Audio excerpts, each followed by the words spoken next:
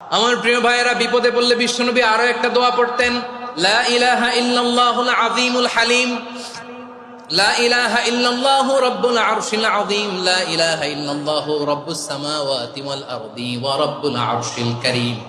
এই যে বললাম, রেকর্ড হয়ে গেছে। এখন তো আর ইনস্ট্যান্ট মুখস্থ না হলো, পরে মুখস্থ করে নেবেন। আল্লাহ ছাড়া কোনো উপাস্য নাই, তিনি সুমহান, মহাসহিষ্ণু।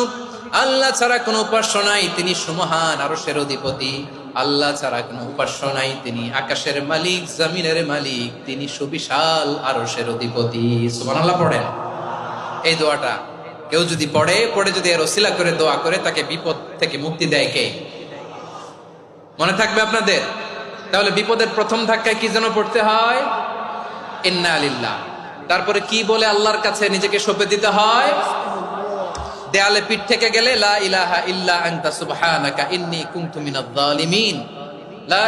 দুই নাম্বার হচ্ছে লা ইলাহা ইল্লাল্লাহুল আযীমুল হালিম, লা ইলাহা ইল্লাল্লাহু রাব্বুল আরশিল আযীম, লা ইলাহা ইল্লাল্লাহু রাব্বুস সামাওয়াতি ওয়াল আরদি ওয়া রাব্বুল আরশিল কারীম। মনে থাকবে?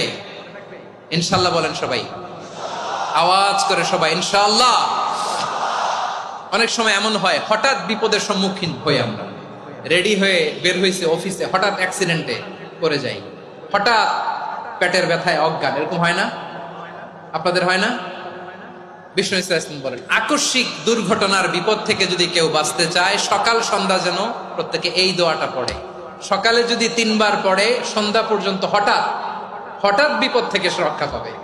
Two be protected from sudden calamity, sudden disaster, sudden calamity, হঠাৎ বিপদ, হঠাৎ ভয়ঙ্কর কোন আকস্মিক বিপদ থেকে আল্লাহ বাঁচায় দিবে। সকালে পড়লে সন্ধ্যা পর্যন্ত প্রোটেক্টেড, সন্ধ্যাবেলায় যদি 3 বার পরে সকাল পর্যন্ত প্রোটেক্টেড। সুবহানাল্লাহ পড়ে।